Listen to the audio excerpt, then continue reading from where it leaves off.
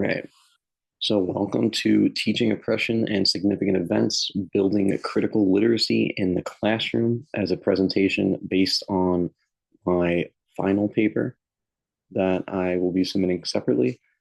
The main focus of this paper is combining the thought process between this class and another class within the SUNY Empire program, where we will tie in the importance of different literacy approaches in the classroom and how those affect student understanding and engagement, as well as tying it into history curriculum, as I am a first year history teacher myself, and specifically the importance of teaching oppression and more specifically different traumatic events or eras for people throughout history around the world.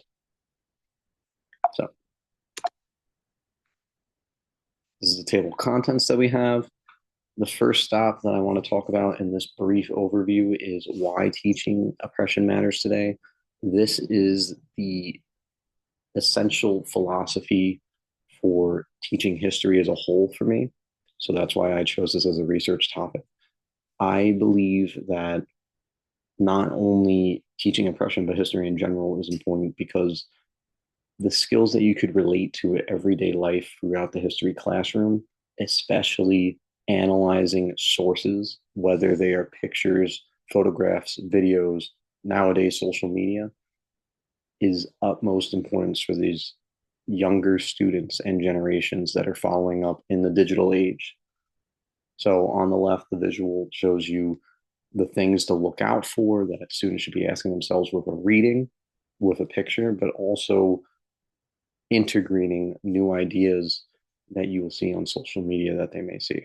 So the reason that this is important today is because on social media, they are going to be flooded with news from around the world, and a lot of it may be false information, whether that be purpose or by bias, whether or not the ability for a student to adjust and understand what is truthful and what can be utilized as primary source information today will allow them to have a greater understanding of the world around them. And as the mission statement of my school community is, we are trying to create new,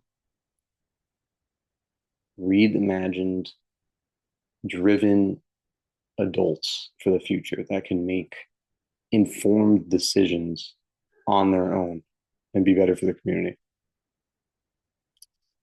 The next thing I want to stop at is the importance of creating a safe environment as a history teacher.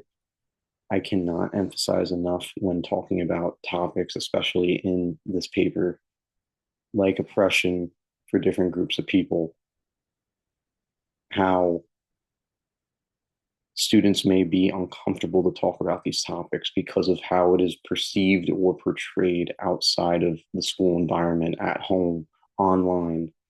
Saying things about this might be taboo. They might feel like they get in trouble. Within our classroom, I try to make it a point that students shouldn't be afraid to ask questions if they are legitimately curious about these topics, because the importance of being able to have a conversation about the information that they receive in school outside the classroom shows the utmost understanding. If they're able to go home and watch something or see a picture and connect what we talked about in class to that and able to come back to me the next day and form or create their own dialogue from that, elevates the amount of understanding that students can have about topics like this.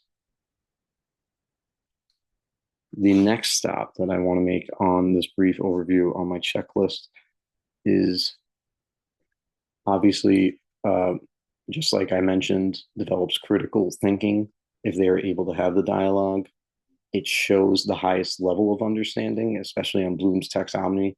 They are creating their own thoughts about this and possibly adding a new perspective that may not have been seen before by themselves, their classmates, or myself as the instructor.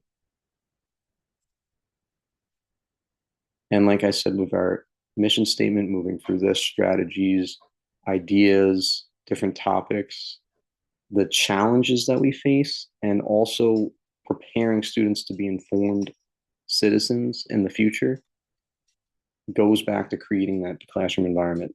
As a teacher, to form that trust is of utmost importance. It creates the whole dynamic for the year. And without that, you cannot be able to have a conversation with students.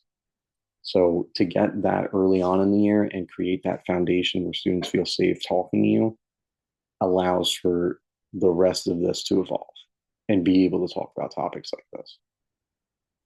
And in the end, just like I mentioned in the beginning of this overview, preparing students to be informed citizens, eventually when they graduate, hopefully around 17, 18 years old, and in our society, they become registered voters. The idea when sharing this information with them throughout their time in the schooling system is that they will be able to make decisions on their own. And when they make these decisions, that they are able to understand that all the information is in front of them and they don't just believe the first thing that they read. As well as tying into my thesis statement about teaching these sensitive topics, they need to be able to understand with the resources that they're getting that these events are happening in other places, not just America. They need to understand or be able to sense a pattern. That way, when they make informed decisions about their society in the future or future generations after them, they can identify these patterns, identify a problem if it's happening, and be able to gear towards the best solution based on what has happened in the past. Knowing what has happened when we've chose choice A and choice B, allowing them to make the most informed decision for themselves and their community. And that's why I think this is important. In my paper, obviously, I go into specific examples. The outside research goes into Europe, Asia, Africa, different areas being affected by things like this. But wrapping it all up as a US history teacher, hitting the highlights for here and trying to relate it to as close to home is most important.